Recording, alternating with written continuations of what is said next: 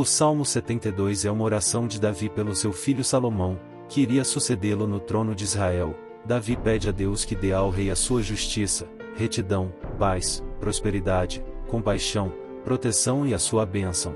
Davi reconhece que somente Deus pode realizar maravilhas e que o seu nome deve ser glorificado para sempre. Esse salmo nos ensina algumas lições importantes sobre a liderança segundo o coração de Deus. Em primeiro lugar, vemos que a liderança é um dom de Deus, que deve ser exercido com dependência dele. O rei não pode confiar em sua própria sabedoria, força ou riqueza, mas deve buscar a orientação e a graça de Deus para governar o seu povo. O rei deve orar a Deus e ouvir a sua palavra, para que possa julgar com justiça e com equidade. Em segundo lugar, vemos que a liderança é um serviço ao povo, que deve ser exercido com amor e compaixão. O rei não deve se aproveitar da sua posição para explorar, oprimir ou negligenciar os seus súditos, mas deve cuidar deles como um pai cuida dos seus filhos. O rei deve defender os oprimidos, libertar os pobres, salvar os necessitados e respeitar a vida de todos. O rei deve ser um exemplo de bondade, generosidade e humildade. Em terceiro lugar, vemos que a liderança é uma responsabilidade diante de Deus,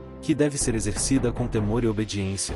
O rei não deve se esquecer de que ele é um representante de Deus na terra, e que ele deve prestar contas a ele por tudo o que faz. O rei deve honrar a Deus com os seus atos, palavras e pensamentos, e não se desviar dos seus mandamentos. O rei deve reconhecer que a sua autoridade vem de Deus, e que ele deve usá-la para a glória de Deus. Essas lições se aplicam não somente aos reis, mas a todos os que exercem algum tipo de liderança, seja na família, na igreja, na escola, no trabalho ou na sociedade.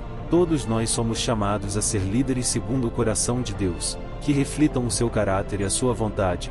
E todos nós temos um modelo perfeito de liderança em Jesus Cristo, o Filho de Deus, que veio ao mundo para servir e não para ser servido, e que deu a sua vida por amor a nós. Que possamos seguir o exemplo de Jesus, e orar como Davi: reveste da tua justiça o Rei, ó Deus, e o Filho do Rei, da tua retidão. Salmo 72, 1. Que possamos ser líderes que honrem a Deus, que sirvam ao povo e que abençoem as nações. Em nome de Jesus. Amém.